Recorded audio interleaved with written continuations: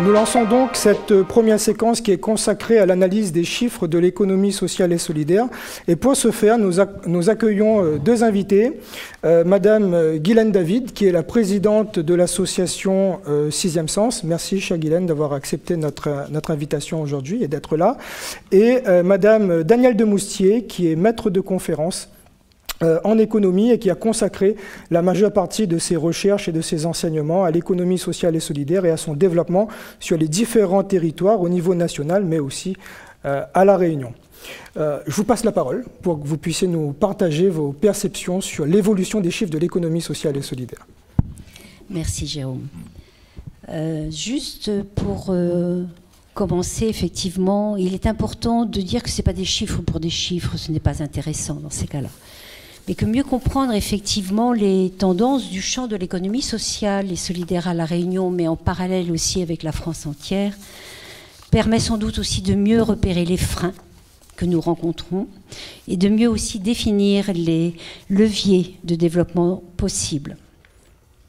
Quelques mots sur l'association Sixième Sens que je représente et qui est en charge de ce travail en complément avec la CRES. Alors c'est une association qui est issue de la volonté d'acteurs. Je rappelle juste un petit peu mon parcours en tant que présidente. J'ai été correspondante régionale de l'économie sociale et solidaire à La Réunion pendant plus de 15 ans. Et effectivement, les acteurs dans l'association Sixième Sens se regroupent pour partager aussi cette connaissance et pour réfléchir sur des axes de développement pour l'économie sociale et solidaire. Et Danielle Demoustier, aujourd'hui, nous a fait le plaisir d'être notre marraine sur cette réflexion aussi. Donc aujourd'hui, nous allons effectivement mener cette connaissance et la mettre à disposition pour croiser un regard sur comment s'est développée l'économie sociale et solidaire à La Réunion. Pour ce faire, on fera une présentation à deux voix. Nous avons aussi rencontré sur le terrain un certain nombre d'acteurs qui n'ont pas pu toujours venir aussi aujourd'hui. Nous essayerons aussi de porter leur parole lors de cette présentation. Je te laisse, Danielle, sur... voilà. Alors, pour comprendre l'évolution de l'économie sociale et solidaire sur un territoire, et notamment le territoire de La Réunion, il est quand même important de relier cette évolution au contexte général. C'est pourquoi nous avons pris quelques éléments du bilan économique de l'INSEE sur 2018, qui montrent en fait une croissance démographique qui continue à être soutenue.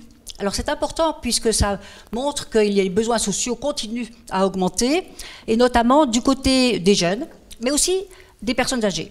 On le verra, c'est un enjeu pour l'aide à domicile notamment. On voit par contre une activité économique qui a ralenti en 2018 après 3 années de croissance relativement importante, et en tout cas plus importante que la croissance en métropole, puisqu'on avait des taux de croissance de 3% par an et qu'aujourd'hui, en 2018, le taux est tombé à 1,7%. Ce qui a conduit à une diminution de l'emploi salarié pour la première fois depuis 2012. En sachant que la diminution de l'emploi salarié, c'est une résultante de l'emploi privé, de l'emploi privé ESS, de l'emploi public, de l'emploi agricole, enfin voilà, de toute une série d'emplois, et on verra que toutes ces dimensions de l'emploi ne varient pas de la même façon.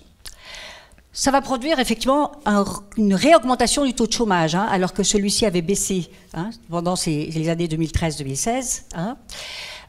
D'autant plus que le nombre de bénéficiaires de contrats aidés, vous l'avez dit déjà, a diminué et impacte à la fois l'emploi public et l'emploi de l'ESS, l'emploi associatif notamment. Ce qui est aussi intéressant à montrer, c'est que d'une certaine manière, en corrélation sans doute avec la baisse de l'emploi salarié, on voit par contre une augmentation forte de la création d'entreprises, et notamment de la création de micro-entreprises, d'auto-entrepreneurs, le développement d'auto-entrepreneurs, et on peut penser qu'effectivement c'est lié aussi avec les moindres opportunités en termes de salariat. Donc voilà pour le contexte général.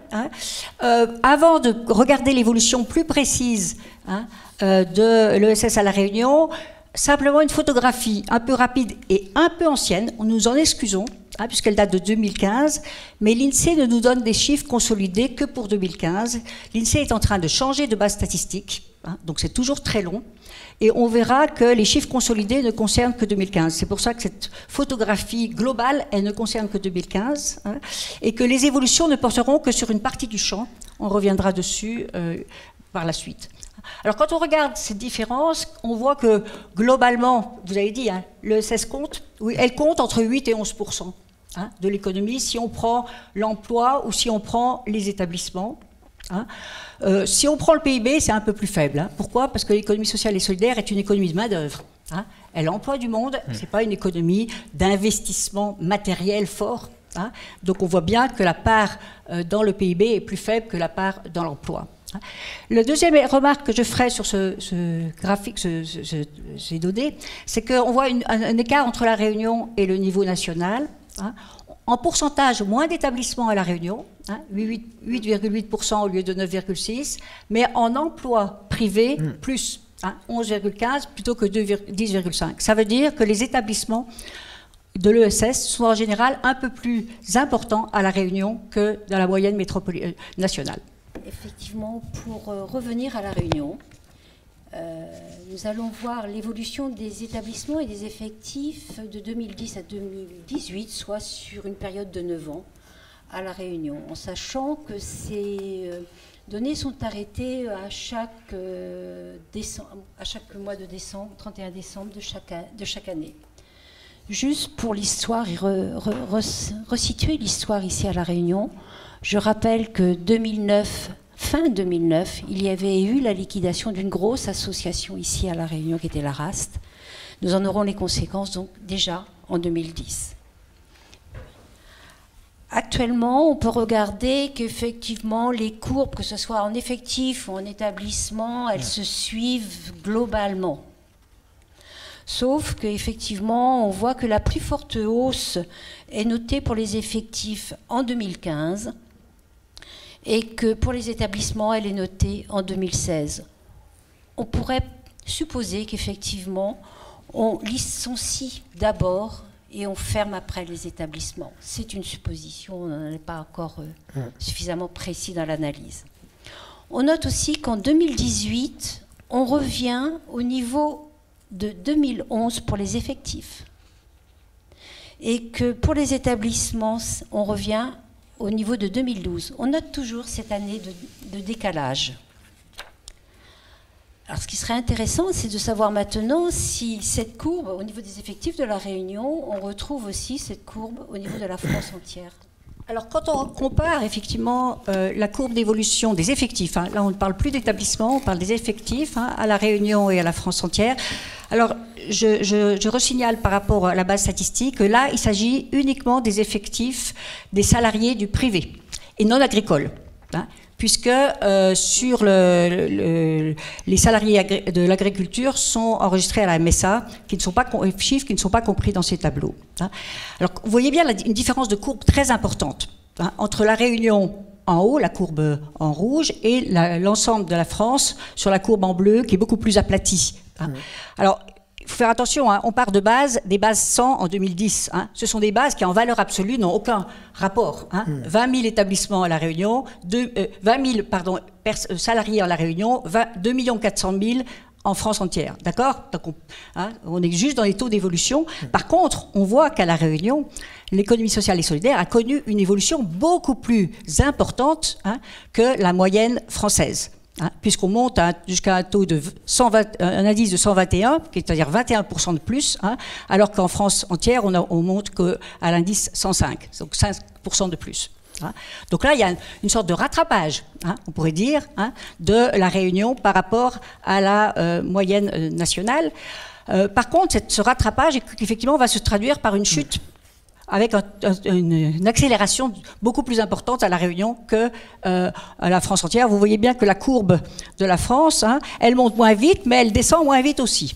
Elle est beaucoup plus aplatie, alors que la courbe de La Réunion est très accentuée, et qu'à partir de 2016, on voit une baisse des effectifs, alors que pour la France entière, on voit plutôt ça à partir de 2017.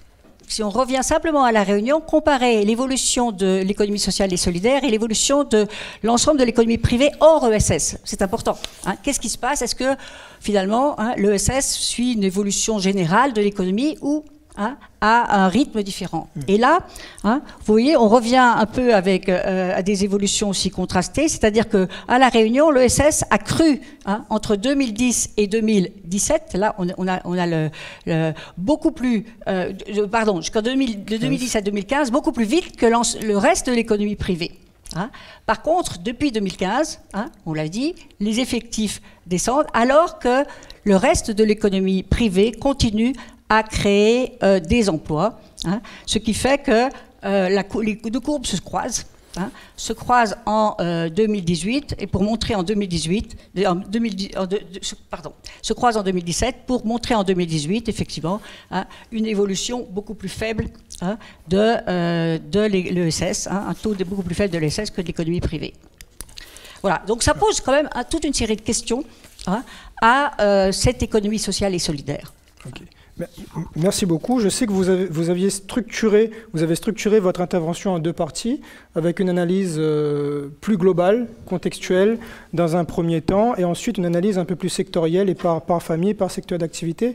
Est-ce que vous souhaitez qu'on puisse vous poser quelques questions d'ores et déjà sur cette analyse globale ?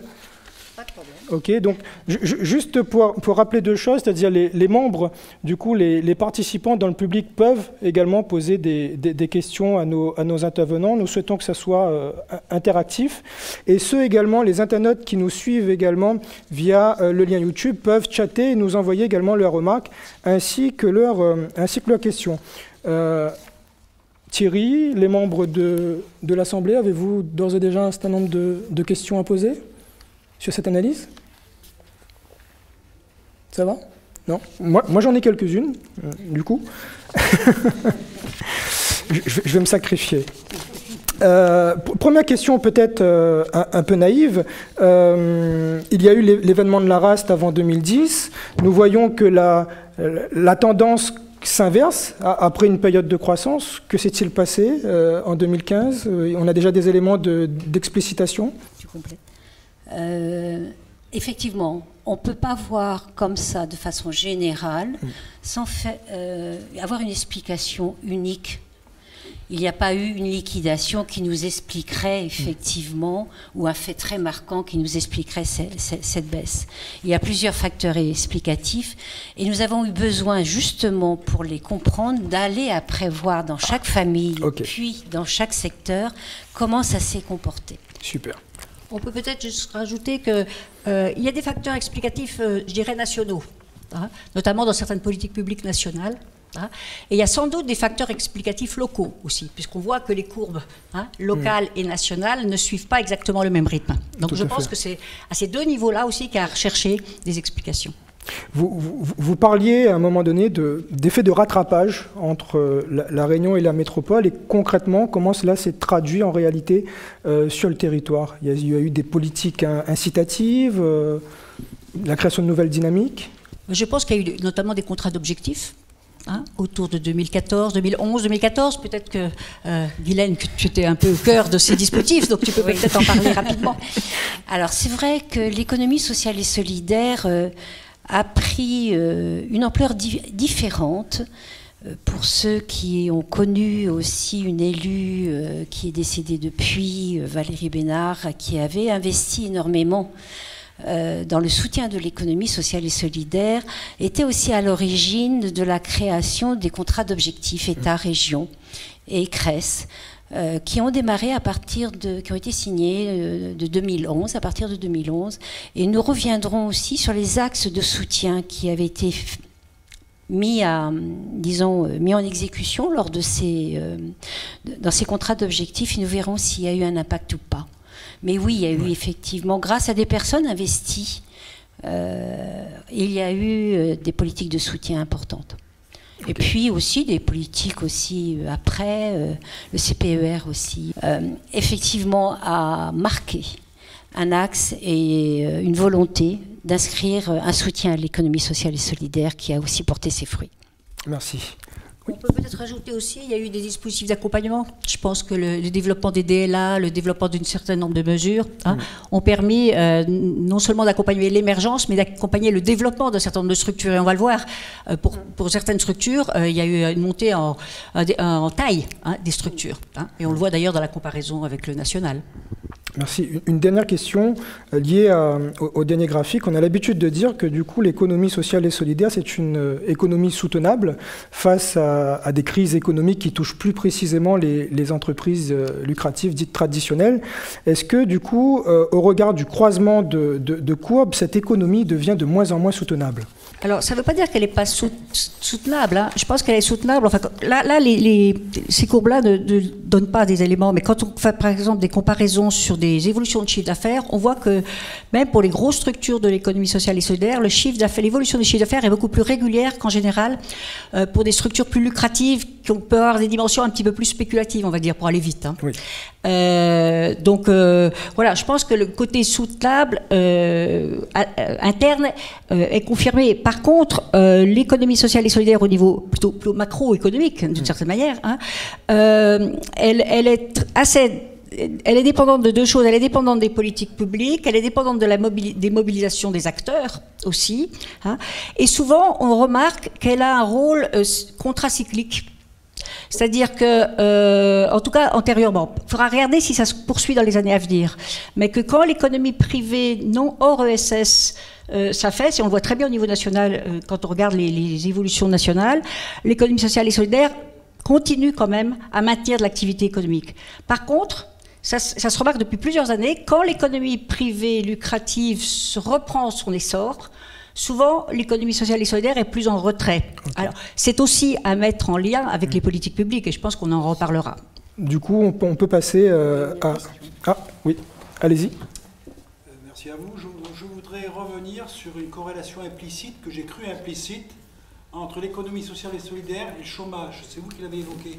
Si vous pouviez expliciter, parce que je ne ressens pas tous les tenants et aboutissants. Vous avez parlé du chômage en parlant d'économie sociale et solidaire, dans votre propos, tout à l'heure. Oui, j'en ai parlé dans le contexte, dans les éléments de contexte.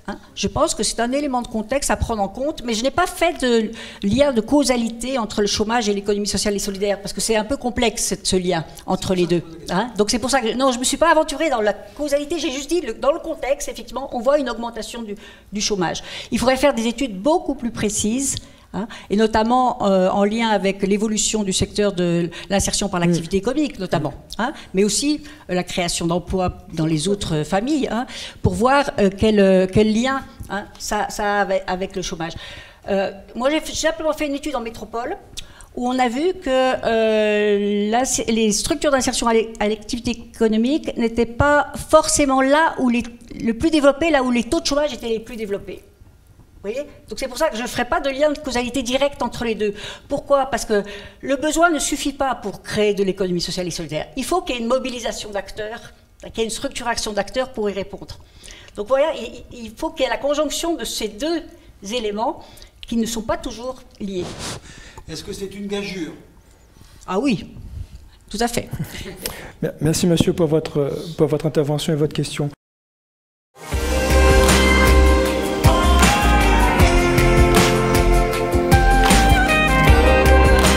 Nous passons à l'analyse sectorielle des chiffres et par famille des chiffres de l'économie sociale et solidaire. Alors effectivement, pour poursuivre, on va commencer quand même ce comparatif, on va continuer plutôt ce comparatif entre le national, c'est bon ? Entre le national et la Réunion. On y va quand même ? Oui. Effectivement, sur 9 ans, et pour rappel, l'économie sociale et solidaire marque une hausse de 3,6% pour la France entière et de 7,9% pour la Réunion. Alors effectivement, s'il y a hausse, comment se traduit cette hausse à l'intérieur des familles ? de l'économie sociale et solidaire. Alors, vous remarquerez que nous avons fait apparaître des chiffres que pour les associations, les coopératives, les mutuelles et les fondations, en sachant quand même qu'il y a une autre famille, puisque maintenant, avec la loi de 2014, il y a des entreprises, oui, tout à fait Thierry, il y a des entreprises qui peuvent être pas labellisées, mais reconnues de l'économie sociale et solidaire. Le chiffre est trop petit à La Réunion pour encore apparaître dans les statistiques. D'accord ? Donc, comment ça s'est traduit ? On voit qu'il y a une hausse à peu près similaire dans la famille associative. Effectivement, au niveau national, il y a plus 1,5%, 6%, pardon, et à La Réunion, plus 0,7%, en sachant qu'effectivement, sur cette famille associative, c'est le gros de l'effectif de l'économie sociale et solidaire. Au niveau national, ce sont les fondations avec plus de 30,2% qui marquent la plus forte hausse. À La Réunion, plus 20,6%, c'est quand même très honorable. Mais où c'est la différence, c'est vraiment à La Réunion une hausse importante avec les mutuelles qui ont effectivement, elles se renforcent avec plus 27,2%, et alors qu'au national, il y a une hausse de 9,7%. Mais le contraste le plus grand et la grande différence, c'est bien au niveau des coopératives, puisque au national, il y a une baisse, moins 0,03%, et qu'à La Réunion, il y a plus 60%. En parlant avec Daniel, Daniel me disait à juste titre qu'effectivement, le vivier où le milieu coopératif n'est pas du tout le même. Il y a beaucoup plus d'ancienneté aussi en métropole. Est-ce que tu veux dire un mot là-dessus en réaction pour faire comprendre cette très très grosse différence ? Oui, la métropole a surtout certaines régions de la métropole, pas partout, a une longue tradition coopérative, puisque on fait naître l'économie sociale et solidaire, non seulement de la mutualité, mais aussi des associations ouvrières qui se sont transformées en coopératives à la fin du 19e siècle. Donc, et alors qu'à La Réunion, on le verra dans une diapo ultérieure, la création de coopératives, notamment de SCOP, de coopératives de travail, est relativement récente, même s'il y a une un petit peu plus longue tradition de coopératives agricoles sur ce territoire. Merci. Donc on voit bien effectivement que sur 9 ans, surprise, ça augmente. Alors d'où vient effectivement, comment expliquer cette baisse que nous voulons essayer de comprendre depuis le début ? Nous avons été effectivement rechercher les chiffres sur un an, entre 2017 et 2018, comment s'est comportée cette évolution ici à La Réunion.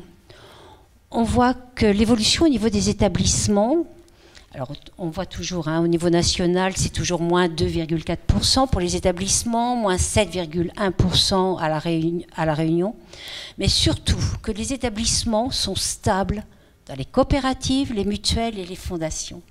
Que le seul champ qui change et qui évolue, c'est bien les associations. On en déduit que la baisse viendra plutôt du secteur associatif. Si on regarde les effectifs, c'est encore plus marquant, puisqu'il y a une baisse de moins 11,% dans les effectifs des associations. Les mutuelles restent sur le même niveau des effectifs sur un an. Alors que les coopératives ont plus 6,2%, les fondations marquent plus 3,% de hausse. Alors, comment effectivement, du coup, ces différents mouvements, à la fois ça monte, à la fois ça baisse, c'est comment finalement ça va venir structurer les établissements de l'économie sociale et solidaire. C'est ce que nous avons voulu effectivement repérer.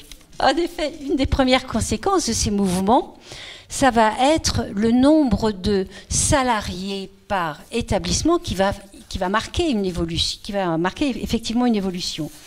Cela permet à la fois soit de voir une tendance au renforcement ou à la concentration, soit au contraire voir une tendance à l'émiettement avec des petits établissements avec peu de salariés.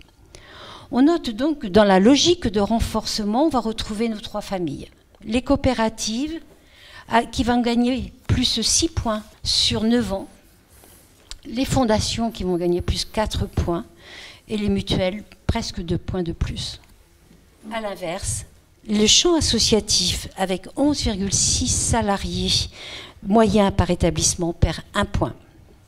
Cela confirme donc effectivement les évolutions inverses du champ associatif et des 3 autres familles, coopératives, mutuelles et fondations.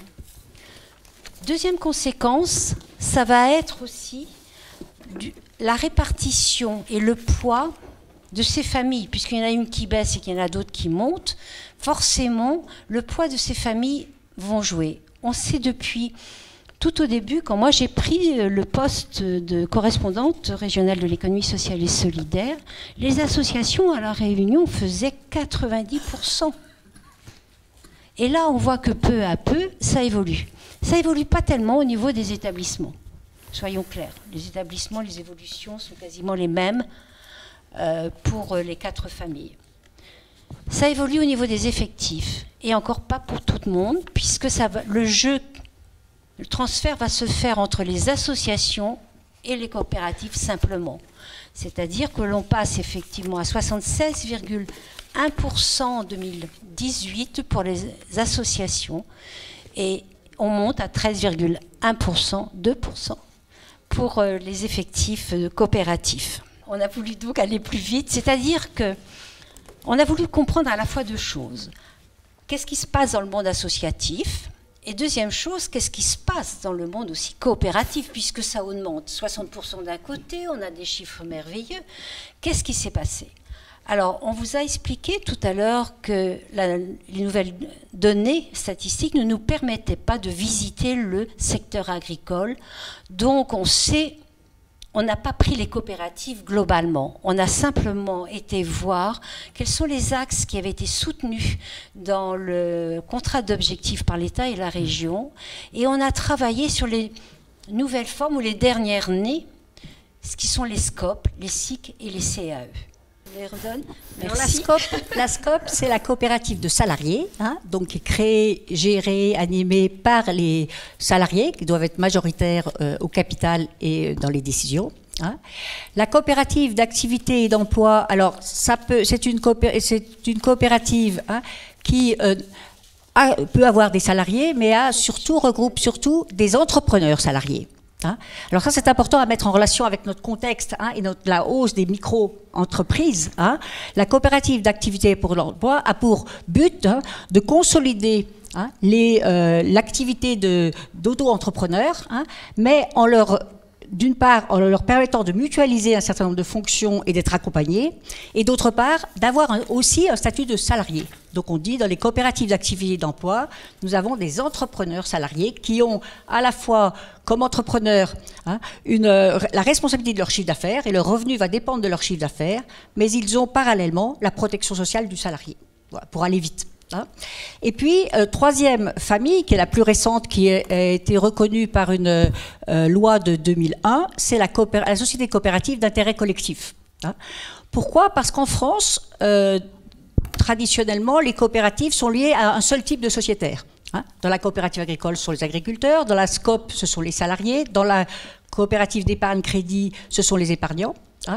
Et nous n'avions pas en France de coopératives multisociétariales.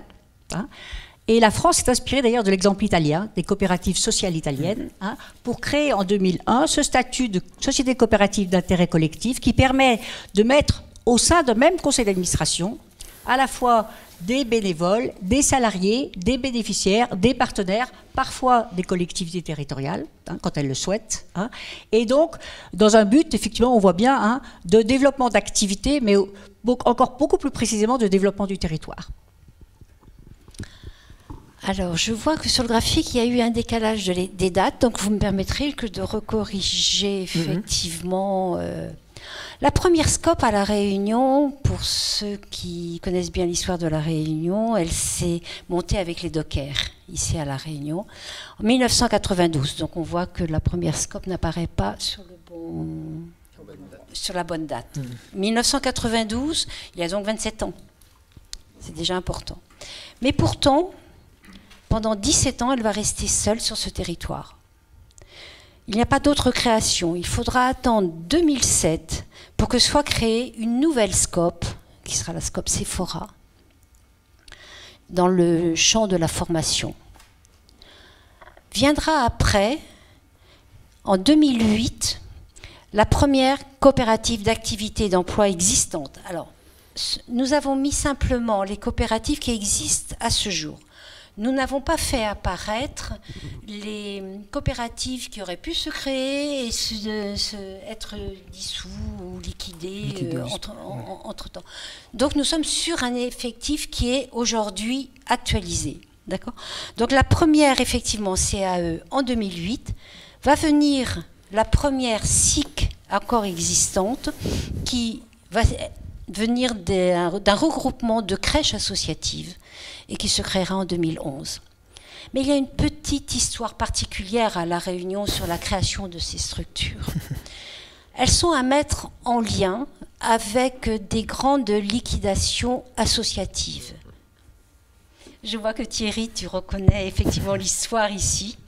Effectivement, deux grandes liquidations associatives, l'APR en 2007, et ce n'est pas un hasard que l'on voit effectivement en 2007 la deuxième SCOP qui va se créer, en 2008 la première CAE qui va se créer.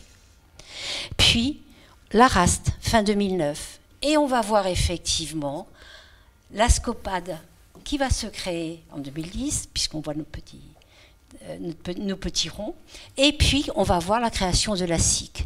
C'est-à-dire que sur le terrain, avec ces fermetures, nous avons des gens expérimentés qui restent là, prêts à continuer à s'engager, mais qui ne veulent plus forcément du tissu associatif. Ils en ont mesuré les limites, mais ils veulent garder aussi cette fibre sociale.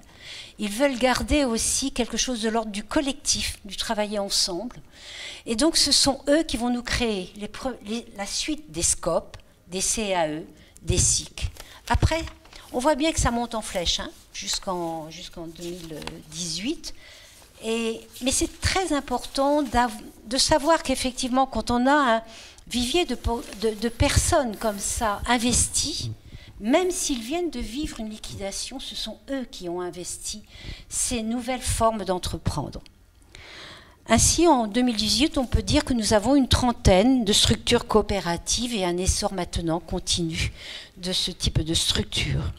On a une couverture géographique un petit peu différente, puisqu'elle se retrouve forcément beaucoup dans l'Ouest, 45% se retrouvent dans l'Ouest, donc c'est vraiment une couverture plus accentuée. Auprès de ce développement et de ce soutien des nouvelles formes de coopératives, SCOP, SIC et CAE, le contrat d'objectif, et je ne peux pas m'empêcher de penser encore à Valérie, faisait effectivement un soutien important par rapport au groupement d'employeurs. Alors, le groupement d'employeurs, on peut dire que ce sont des petites niches que l'on trouve effectivement, une trentaine, par exemple, de sociétés coopératives nouvelles, ça ne fait pas un chiffre aussi important. Mais quand même, on voit qu'il y a des niches qui commencent à grandir, on ne sait pas ce que ça donnera dans quelques années, on ne sait pas aussi comment ça va rayonner sur le territoire, parce que ces coopératives en général ne fonctionnent pas toutes seules. C'est la même démarche sur les groupements d'employeurs. Groupement d'employeurs, ce n'est pas tout seul. Si on fait un groupement d'employeurs, c'est effectivement forcément avec plusieurs adhérents. D'accord ? Alors, le groupement d'employeurs et le développement s'est fait de façon d'abord, dans un premier temps, très ancré dans le monde agricole. En effet, de 2005 à 2013, il y a une vingtaine de GE dans le monde, dont la moitié est dans le secteur agricole. Donc forcément, ils vont être plus ancrés dans les territoires où il y a plus d'agriculture dans le sud. Pour accompagner le développement des groupements d'employeurs, il avait été mis en exergue à ce moment-là la nécessité de pouvoir permettre à un certain nombre d'entreprises de venir essayer ce que c'était un groupement.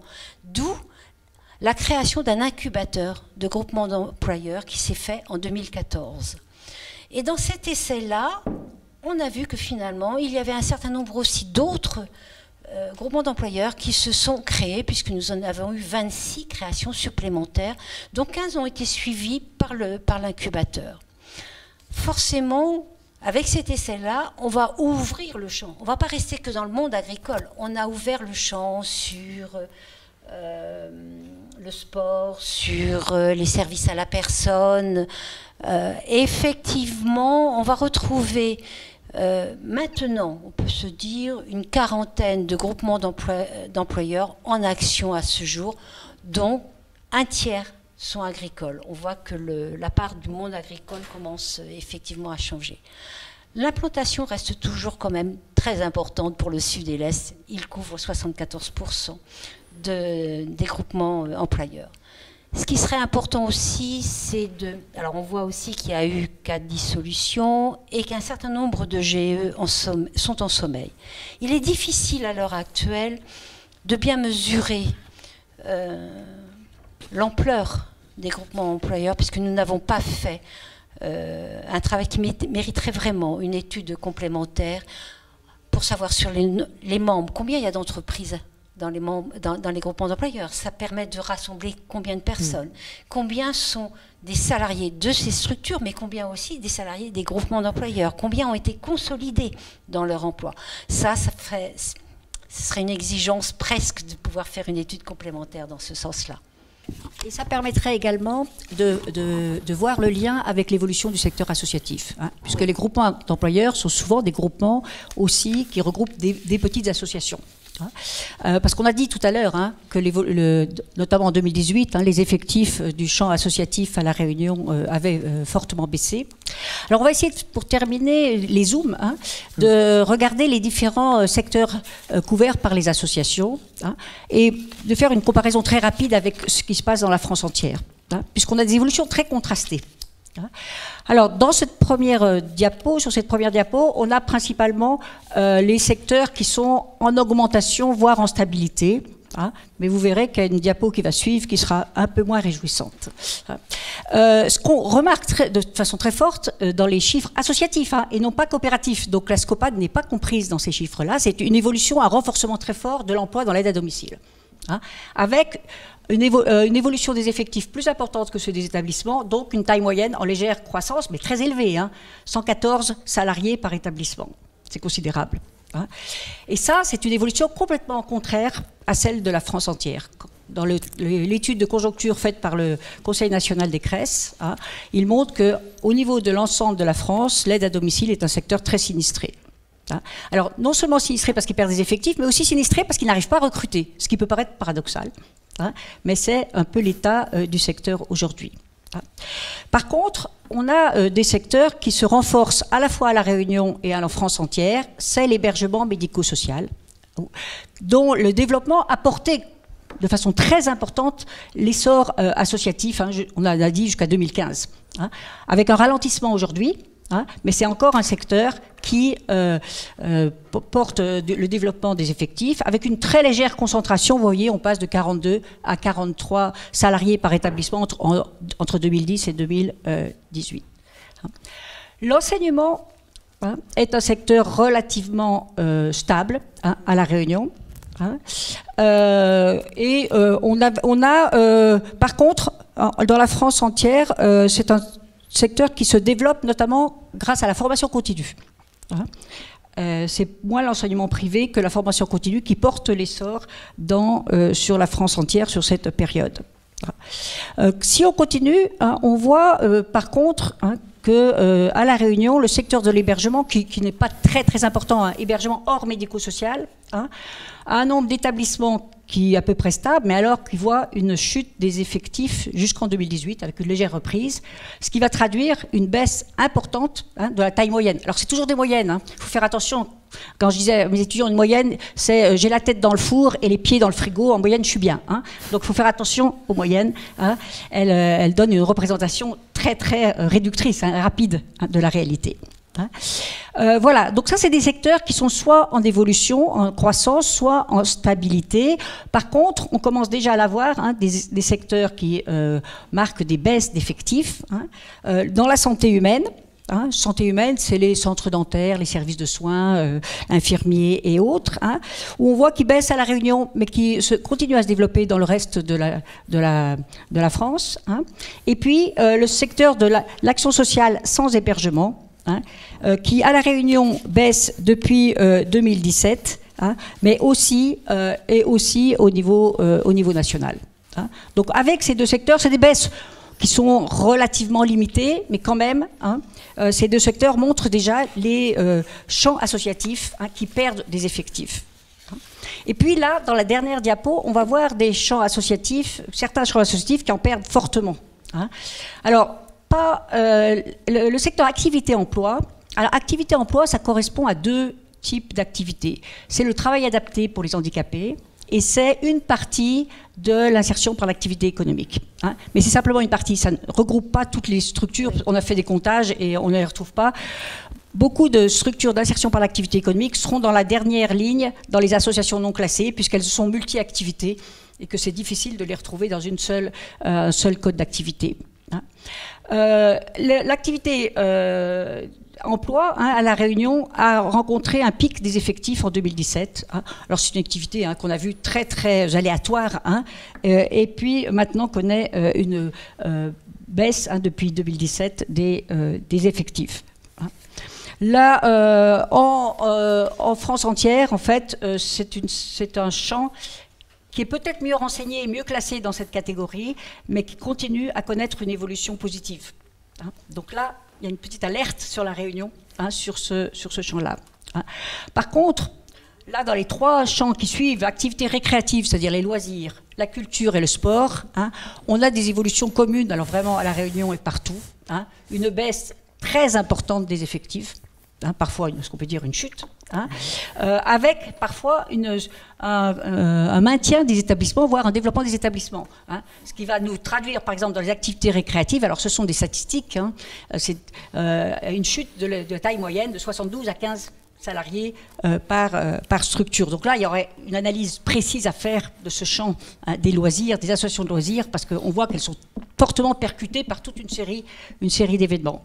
Mais la même chose pour la culture et le sport, qui sont... Alors, en France entière, la culture a perdu un tiers des effectifs. Les associations culturelles ont perdu un tiers des effectifs en 9 ans, entre 2010 et 2018. C'est un peu moins fort à La Réunion. Mais c'est quand même une baisse importante, et notamment dans le spectacle vivant. Alors je ne sais pas si il y a des gens qui sont dans la culture ici, mais le spectacle vivant a vraiment beaucoup souffert ces dernières années en termes d'effectifs. Les activités sportives ont aussi perdu des effectifs, et les tailles moyennes, vous voyez, qui sont toutes petites. On est dans les miettons associatifs là. 3, 2, 4, 3. Ce sont des petites structures. Les activités sportives aussi ont diminué. Alors l'analyse nationale montre qu'il y a aussi la concurrence d'entreprises lucratives dans le sport, notamment des entreprises de bien-être, de clubs de gym, de mise en forme, etc., qui peuvent peut-être concurrencer en partie pour certaines générations les clubs sportifs qui sont plutôt dans les sports collectifs. Voilà. Alors, on a quand même mis une ligne avec les associations non classées, parce que si vous voyez, elles représentent quand même un tiers des établissements et un quart des effectifs, ce qui n'est pas négligeable.